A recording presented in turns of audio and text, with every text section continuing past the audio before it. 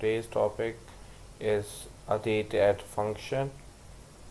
It is a SQL function in which we can add different intervals into the date.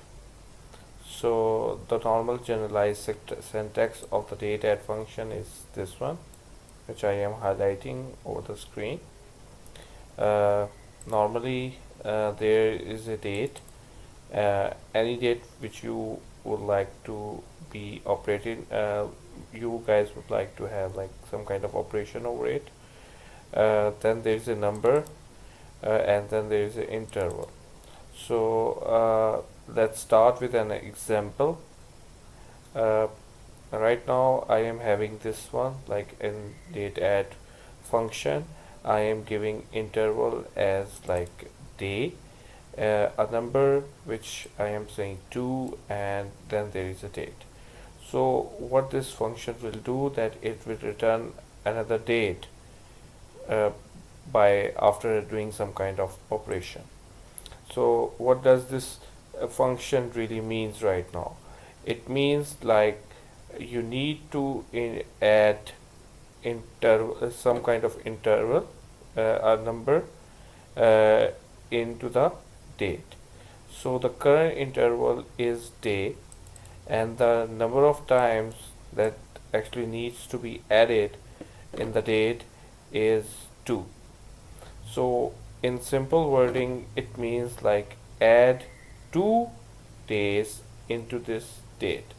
So if I say like I would like to add 2 days, it means I want to have another date which is 2018 7/14, which is going to be the expected result of this function. So if I execute this query, so you can see over here like uh, if I am adding over 2 over here, so 2 days are actually incremented in the result set, right? So there are different kind of intervals. I can have multiple intervals. Sorry, uh, uh, I can have dates with respect to different intervals. For example, if I can write here year, right? So if I write year and I would like to add a number in a year, so it means like I want to have a date after 2 years. So when I will execute this query, I will get 2020 in the date, in the year part of that date, right? So again I can actually add months. So if I would like to have a month increment as an increment, I can use month as interval.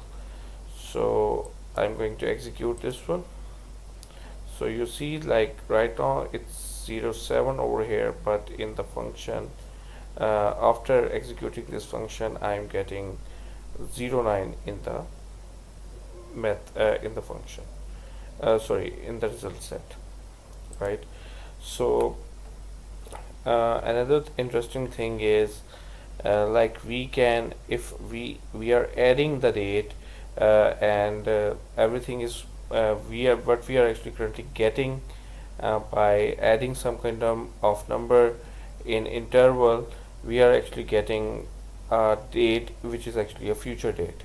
But we can actually go into the past, and if we just only need to put a negative sign in the number part, which I have done over here, I will get a past date or date in the past.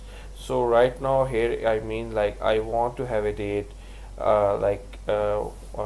which was 2 months back. So right now if it is 7, so you can see like the month part is changed and it has been changed to 5.